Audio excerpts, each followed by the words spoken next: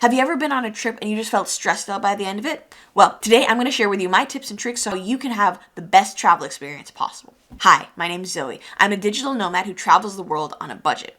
This year, I've been on over 30 flights. Something that people ask me all the time is, how do you do that without getting burnt out? Well, let me share with you my tips and tricks for how to optimize your travel days. My first tip is, if you have a job that has flexibility or if you have some time off that you can utilize, try and travel on a weekday when possible. These flights are usually much less crowded and you'll find yourself waiting a lot less in security lines. Which brings me to my second tip. One thing that I have gotten outsized value from is signing up for TSA PreCheck and Global Entry. TSA PreCheck is less than $80 for a 5-year subscription. And what that does is it allows you to skip the regular security line and go through the special TSA PreCheck line. You don't have to take off your shoes or so many layers of clothing, and you don't need to take your laptop out of your bag, which all for me makes it 100% worth it.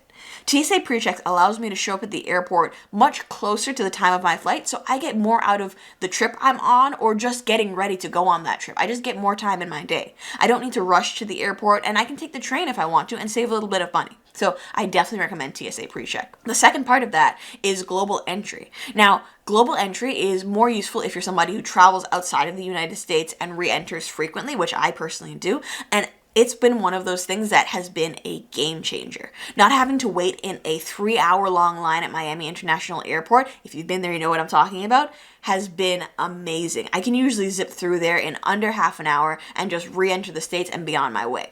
And if you have a connection, this is particularly useful because it'll allow you to make that connecting flight without worry that you're going to miss it due to being in an immigration line.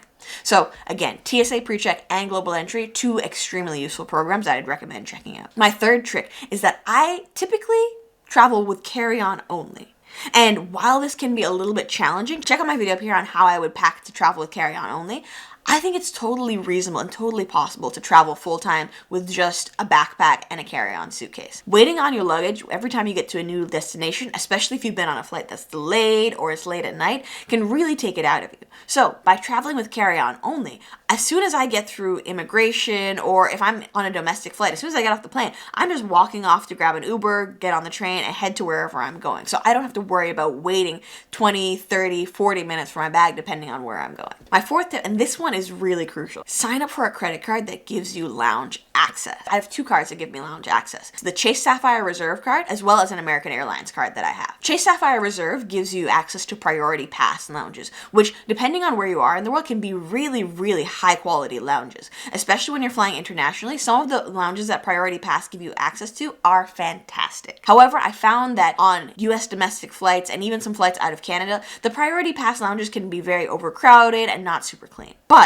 it comes as a perk if you do have one of the Chase Sapphire cards. So I definitely recommend that as a great starting point. And Chase has started opening up their own lounges, which I haven't been to yet, but I'm really excited to check out. The other lounge access I have, which I use way more, is my American Airlines Admirals Club access. American Airlines lounges are usually not overcrowded, and I can't overstate how important this is. Sometimes when I'm trying to access a priority pass lounge at a major airport like JFK, I actually get waitlisted, turned away, or end up not going because the time doesn't make sense for me to wait in a long line in order to access these lounges. But with American Airlines, access is a lot more restricted, which is not great in terms of many people accessing the product, but at the same time, it means that you're usually going to be able to get into the lounge. It's a bit of a trade-off in that sense, but if it makes sense for your travel plans, I personally almost always fly American Airlines, as I mentioned in my strategies of how I got upgraded to business class. For me, it makes total sense. The 5th tip I have is to maintain loyalty with one particular airline. That way, you're much more likely to level up in your status and get additional perks and benefits while traveling with that airline.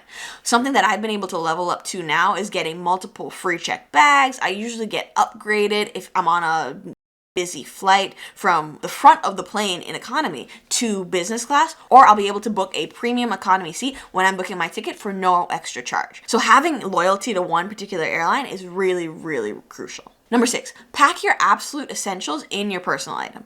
Now, there are times when you'll be flying on a smaller airplane, even when you're flying with just your carry-on and your personal item, that they'll still make you gate check your carry-on item because it can't fit in the overhead bins. I'm talking about those really, really small planes. While this is fine in terms of weight for your bag, because gate check usually doesn't take as long as regular checked bags, you never know what's gonna happen. So I always put my absolute essentials in my personal item in the event that I'm forced to gate check my bag. Number 7, again, this is pertaining to those smaller airplane travels, but if you know that you're going to be traveling on a smaller airplane, usually if you download the app for whatever airline you're flying, you can see the actual model of the airplane. Make sure to pack your batteries in your personal item, because once you get to the front of that line, they're going to ask you to put any batteries you have in your carry-on into your personal item, and so it's just one less step and one less thing to worry about. If when you're at home, when you're packing, just pack your batteries in your personal item.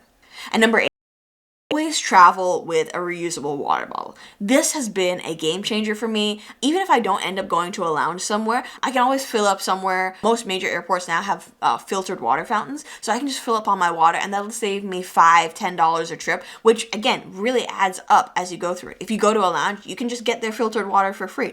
But as I said, packing a reusable water bottle has been essential. If you enjoyed this video, please consider hitting the like button and subscribe if you want to see more content like this. And if you want to see my 7 travel tips on how to travel Jamaica, check out this video here. And I'll see you guys in the next one. Bye.